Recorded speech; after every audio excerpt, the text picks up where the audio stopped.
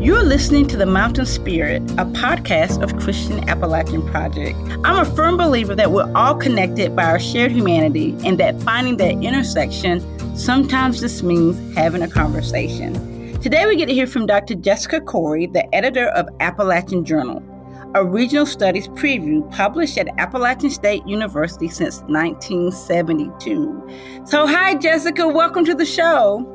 Hello, Tina. Thank you for having me. Well, we're very excited to hear from you. So you grew up in southeastern Ohio, but now you live in western North Carolina. So tell us what that journey was like from Ohio to North Carolina. Yes, I'm just sightseeing all over Appalachia, I guess. So I grew up in southeastern Ohio. I was born in Ross County. Most of my family still lives in Ross County. During part of my childhood, my parents did move to Columbus for work and things, but we were always, back visiting family or decorating graves or what have you. And then they moved permanently back to Chillicothe when I think I was 11 or 12.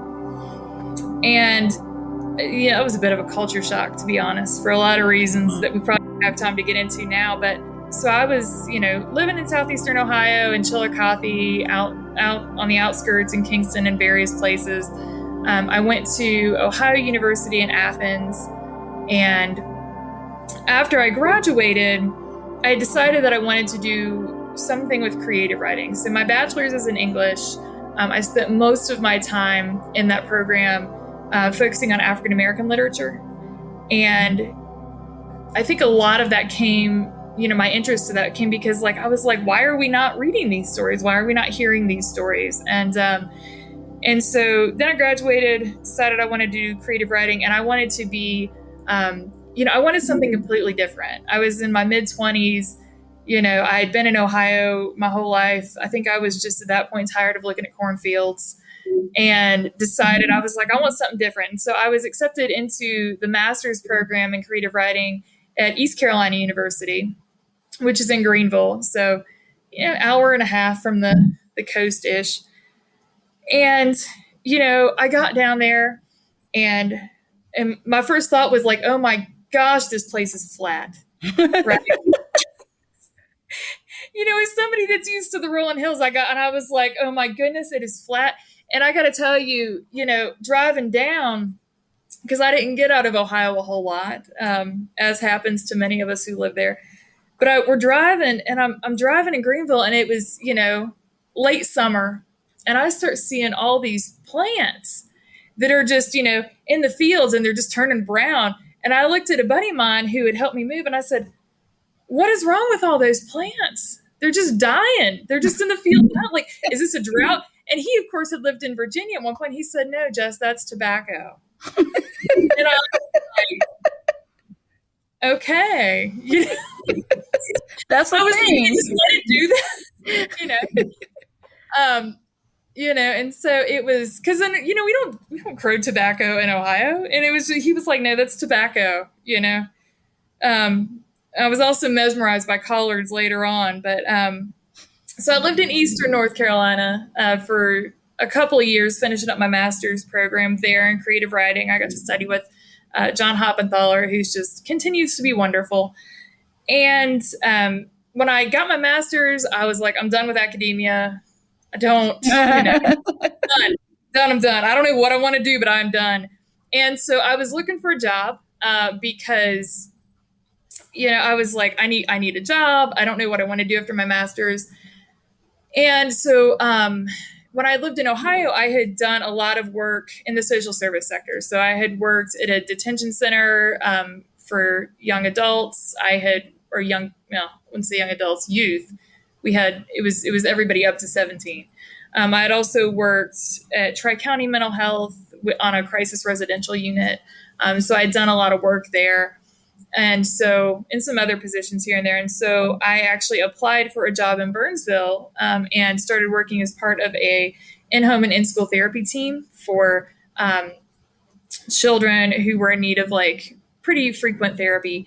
And so I applied for this job and went out and interviewed for it, and then did that for a couple of years. And then life happened and I ended up back on the eastern side of the state. And I ended up working at a writing center, running a writing center there at Pitt Community College. And in the meantime, got together with my now spouse, who is from, in case anyone knows where Tarboro, North Carolina is. And then I ended up back on the western side of the state in 2016. Worked at Western Carolina University for a while, and then came up to App State in Boone in 2023. So now I'm in kind of the northwestern part of the state. But I love it out here. It's like stuff keeps happening. And I keep ending up back here, and I'm like, maybe I'm just supposed to be here. You're just meant to be. You're meant to be there. I suppose so. So your bio says that your research interests include eco-criticism, eco-poetics, literature and the environment, environmental justice, Appalachian studies, African American literature, Indigenous and Native American literature, particularly looking at how those areas intersect. That's a whole mouthful. I couldn't even hardly read it, even for me, and I love to talk. So help us break down what those different areas are and help us see a little bit more into your world of how you see the intersection of those things. Yes. And now that you say it, I'm like, I really should cut that down. Somebody needs to edit that. I need some hobbies that don't involve research. So a lot of it, the eco-criticism is just looking at things from an environmental perspective, right? Looking at, for example, Jericho Brown's work and saying, how does he represent the environment in this? Or what can this tell us about the environment? And really that would flow over into eco-poetics. So eco-poetics is kind of just looking at poetry for the same thing. Uh-huh. Right? Like we can look at Robert Frost and his, he'd rather be a swinger of birches, right? Well, yeah. What is that connecting us to? How is he representing environment?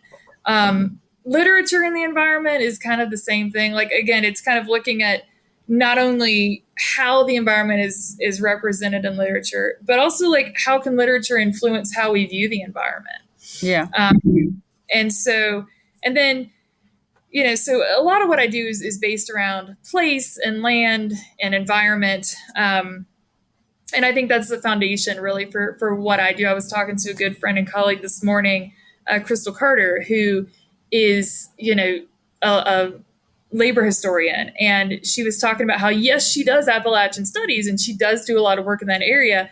But overall, she's a labor historian, right? And so It's kind of like we talked about, like, what's at the foundation of our research and things. And then environmental justice is also looking at like how different groups of people or different neighborhoods are affected by different environmental issues, right? And this is when you look at maybe, how are coastal peoples being impacted by climate change differently than somebody in Ohio, right? Or with Helene, how are places that were once kind of thought to be isolated not so isolated?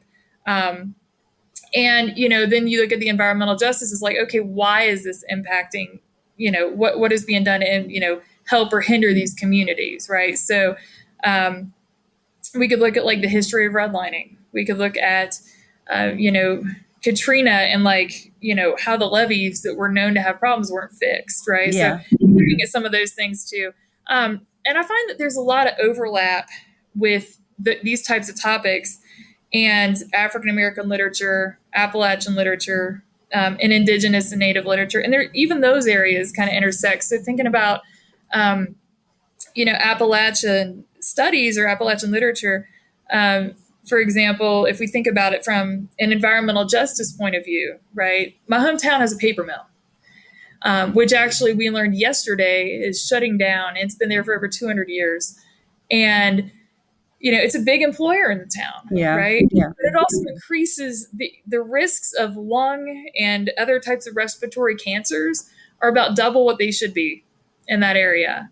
And I started looking into that after my own father died of lung cancer, and it's like, well, yeah, he smoked his whole life. And obviously that's a contributing factor. But like, are we going to ignore the fact that the lung cancer rates in this area where there's carcinogens in the air are twice the national average, right? So thinking about those sorts of things. And again, with other communities, you see the same thing, thinking about how a lot of times, we want to use this, particular indigenous held land as a repository for nuclear waste, right? That's another topic or another example of that. But I also look at kind of these areas as they overlap. So, for example, right now I'm working on a project that looks at indigenous women poets who are writing from or about the Appalachian region, right? And so that's a perspective that's not, at least in my opinion, not often kind of taken into account as much as it should. So I kind of look at how these areas overlap. But yeah, I definitely need to reword that because that's a lot. But that makes a lot of sense. And I think we're gonna dig into some of those specifics of that as we go on today. But another way that you describe yourself as a settler scholar, and I was like, what does that mean? So I thought I would just ask you. So, Dr. Cory, what does that mean? Yeah, so settler scholar is a term that is used primarily in Indigenous or Native studies.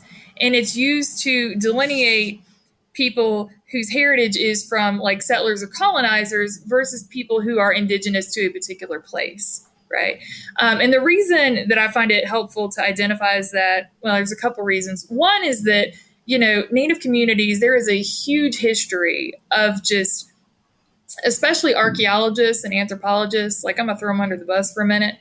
But there's a huge history of like white anthropologists and archaeologists, exploiting these communities, talking for these communities, speaking over these communities. And some of that gets, even canonized, right, into a lot of scholarship, even in Appalachian studies. I mean, the work of James Mooney is a prime example of that, where it's like, okay, you go and collect these, ethnographies, but how well are you listening? How well are you actually writing these down correctly? And how is this potentially exploiting these communities? And I think we need to be like, well, how are these works benefiting these communities, right? It's just kind of a way to identify that I'm coming from this particular background and this particular worldview to kind of differentiate that sort of, identity factor and power dynamic and things like that. But it's primarily used in Native studies. Stay tuned. We'll be right back. This summer, children face hunger with no school meals to count on. No food, no comfort, just hunger that won't go away. Thousands of children in Appalachia faced long days without a single meal. But your gift to Christian Appalachian Project can make a difference. You can help fill empty plates and restore hope. Give now at christianapp.org.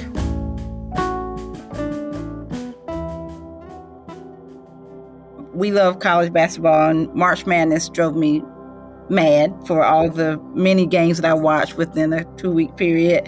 But we just recently watched Kelvin Sampson, the coach of the Houston Cougars, and he was raised in the Lumbee Native American community. So his hometown is Laurinburg, North Carolina. I'm going to shout out North Carolina on every episode if I can, figure out a way to get in there that I'm from North Carolina, but it was not too far from where I'm from.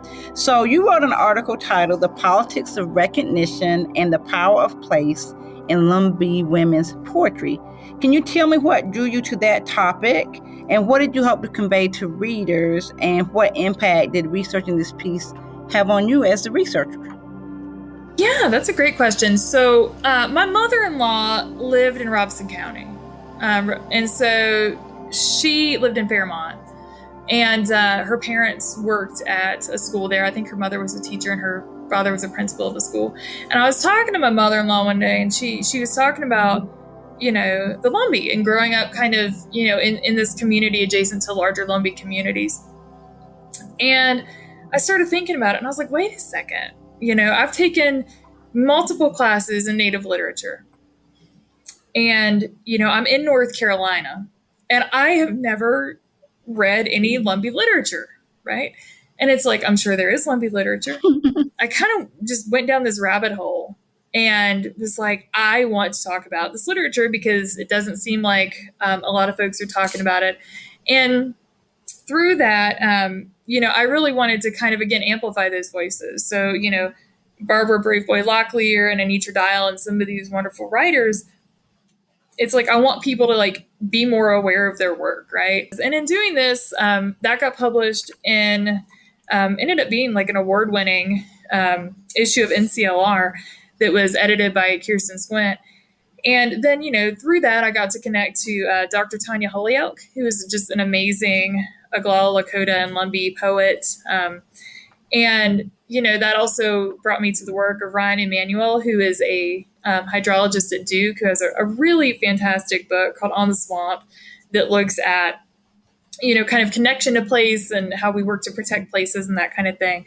And so really, like I said, my hope to convey to readers was like, hey, go check out all of these awesome people. It exposed me to like even more writers and even more scholars and really build those relationships with people.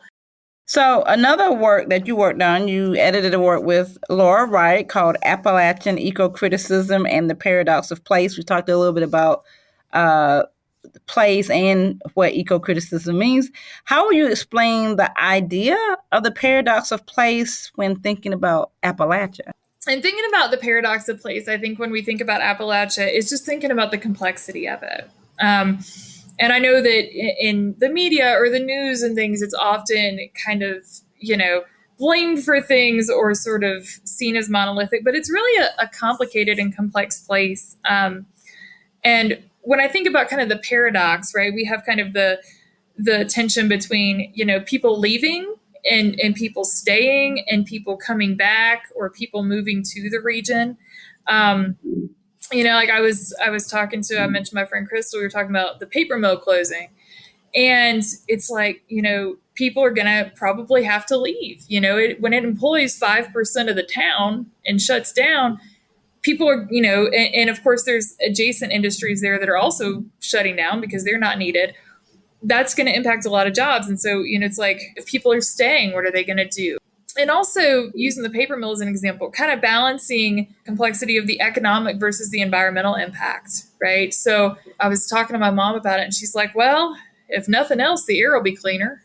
Right. Yeah, that's true. And I know, that was true of Canton, North Carolina as well. But it's also like, what does that do to the local economy? I mean, when that industry brings in over $1 million, annually in taxes, that's a hit. And so it's kind of balancing the paradox of like environment and economics, as well as, again, kind of the movement in and out of the region. So what did you take away from that work? One of the things that I noticed with that work, and again, it's a collection of scholarly essays, but one of the things that I noticed in perhaps this may be obvious to a lot of folks, but is that even though we, are connected to these various places, right? And the essays range from kind of are based in like literature from Kentucky or Southern Ohio, to North Carolina and kind of everywhere in between. But, it's like we're all connected to this region, but we're coming to it from various, backgrounds and identity. And it's like,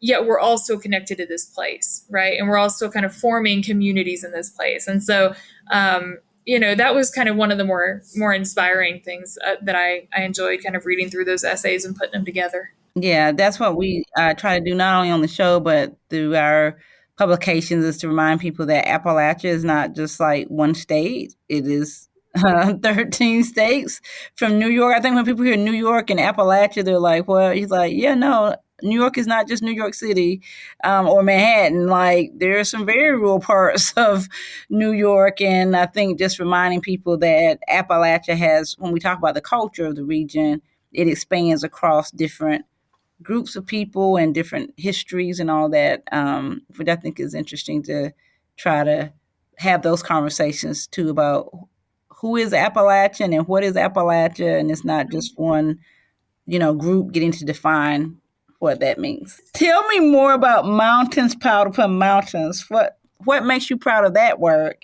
And why should people pick up a copy if they have not picked up a copy already? Yes, they should pick up a copy. They should definitely pick up a copy.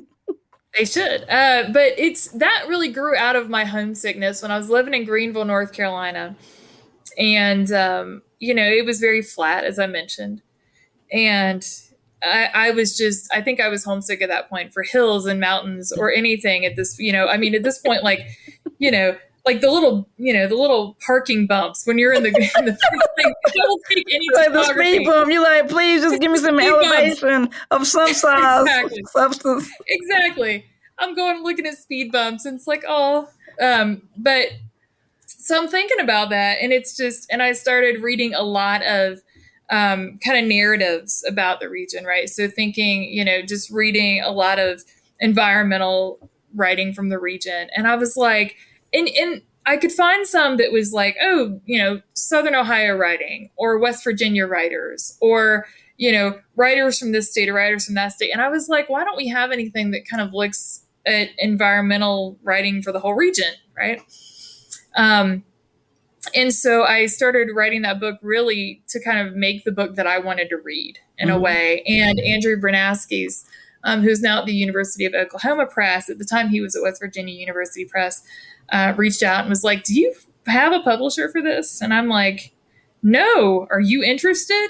And so he did a fantastic job of stewarding it through. And my goal again for that was to really encompass writing. So in that book, there are writers from the South, from areas in kind of more of the deep South to, areas in New York, and like you mentioned. So it really, my goal was to be like, okay, we're covering as much as we can here. Yeah. Yeah. So you were recently, we started out doing in your intro saying that you were the editor of Appalachian Journal. You were recently appointed as editor. So first, tell me a little bit about Appalachia State University, and then tell me a little bit about the history of the journal itself. Yeah, so App State is, we're in Watauga County, so kind of northwestern North Carolina, it's probably about 45 minutes to Tennessee and Virginia or so, kind of in that area. And App State has about 21,000 students, a mixture of undergraduate, master's students, and doctoral students. We recently got R2 designation. So I think we're one of 5 institutions that are R2 in the state of North Carolina now, which is for like high research activity. And so I've been here since 2023. I got hired into the English department to be a lecturer. And then when Dr. Ballard, retired, then I came into this position in 2024. But the journal, as you mentioned, it's the oldest Appalachian Studies journal that's been continuous. So it started in 1972. It was started by Jerry Wayne Williamson, who still works a lot with us with Signs of the Times and the Chronicle and the numbers and things, just some of the features in the journal. And he ran it until 2000, which is when Dr. Sandra Ballard came on, and she ran it until 2024. So I'm only the 3rd editor in since 1972. So it's kind of like I came in and I'm like, man, I got big shoes to fill. Yeah. So I'm doing my best, but I've enjoyed it so far. Yeah.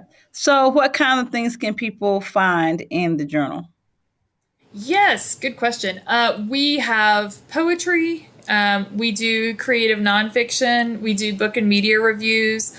We are also peer-reviewed, it's a peer-reviewed scholarly journal. So the articles in it, do get sent out for peer review. Obviously, like the poetry and CNF and reviews are editor reviewed. But, we also, our last issue was an art issue that focused on visual art. And so we were able to do series features of several artists in the region, as well as have like poems that, ekphrastic poetry that, was written as inspired by art, things like that. We have an upcoming issue on foodways. It's going to be really cool. And we do include art. So if you black and white images, typically we don't publish in color. The last one was, but typically we don't do as much in color. But we also can put art in there and things like that. Yeah, sounds interesting.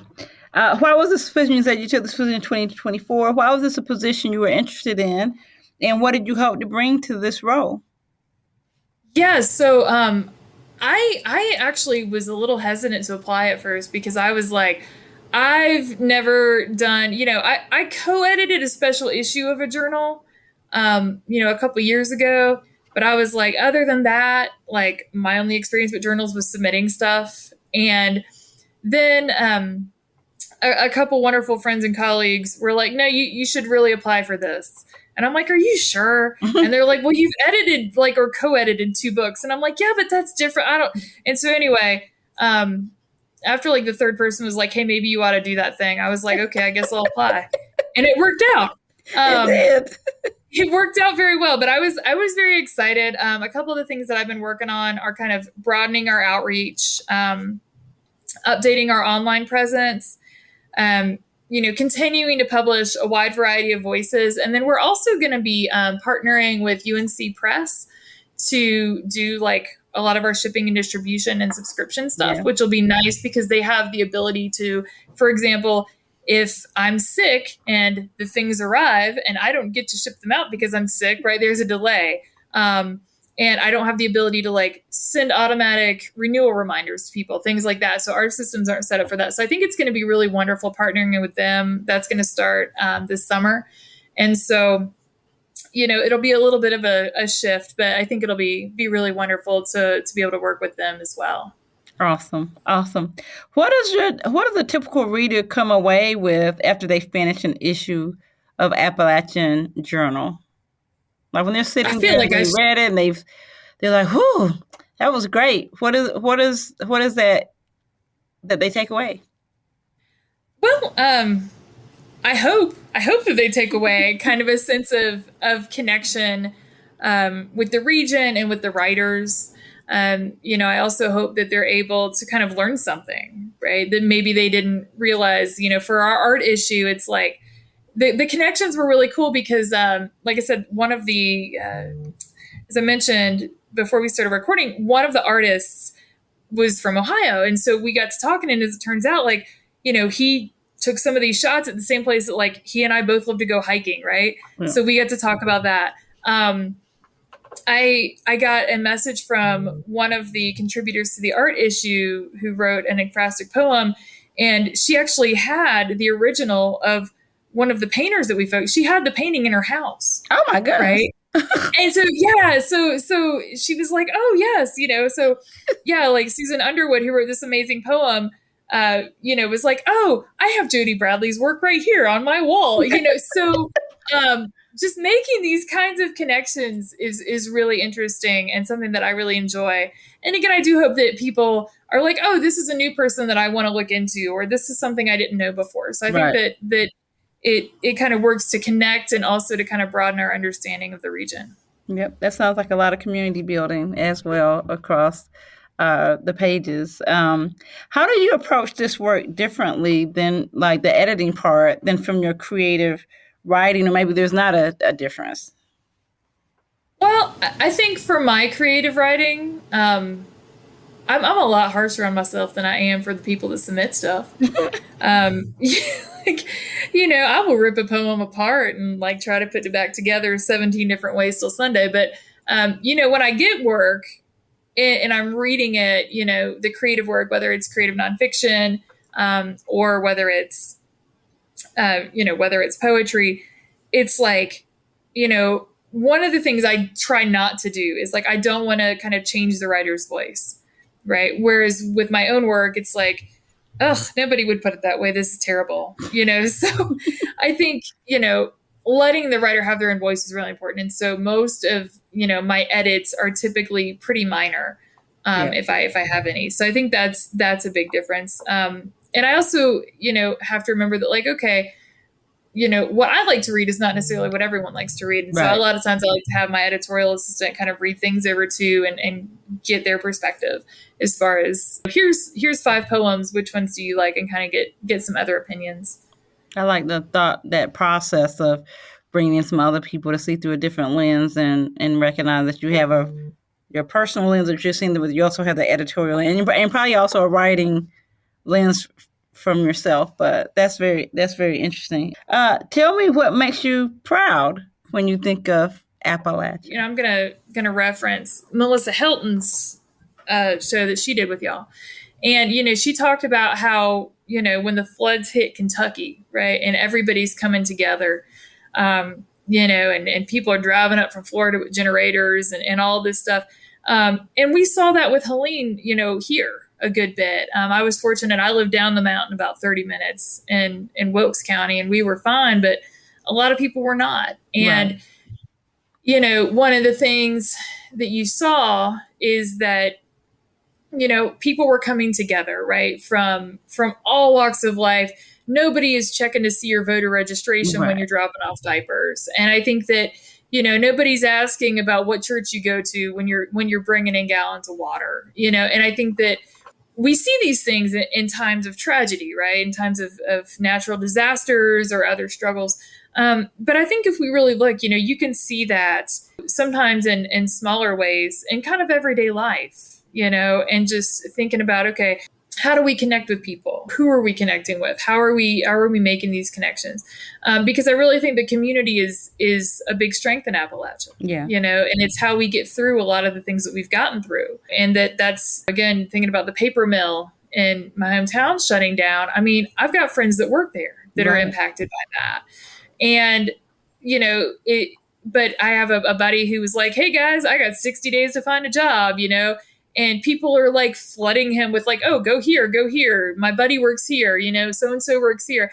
And so really, community is there, right? It becomes, I think, most evident in these sorts of trying times, but it's always there. I love that word, community, and thinking about the things that unite us and bring us together. And I think, again, that pride of place and where you're from and knowing what connects you, and then the connections between your family, connections to the land and to the place and the history and all of those things as well. So community is a very powerful word.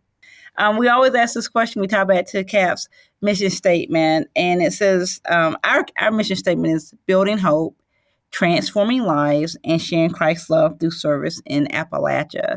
So I'm always interested in perspective of our guests when you think about those words, hope, transformation, love, and service. Which one resonates with you the most when you think of Appalachia? So this is probably going to sound like a cop-out, but I promise you it's not. I honestly think they're intertwined because, if you love a people and you love a place, like you're going to be in service to that. And then that service, right, can transform people and places and lives. And then that kind of provides hope. So I think they're kind of intertwined. I think it's kind of all interconnected there. I'm gonna let you get away with that cop-out answer. I don't think it was a cop-out at all. I think it was a creative way of seeing how they are connected. Back to community, it's all connected. They're not really set apart, even though I presented them in that way. Dr. Cory, it's been a pleasure to have you on the show today. Thank you so much for your time. Thank you so much, Tina, for having me. It's been wonderful. We hope you've enjoyed the show today, and we'll check out next week's episode. Tell your friends to check us out too. You can follow the work of Christian Appalachian Project on all social media channels. You can also find the podcast at wearecap.org/podcast or wherever you get your favorite podcast. If you like the show, please take time to leave us a review. We would surely appreciate it. And be sure to subscribe so that you never miss a new episode. We'll see you next week.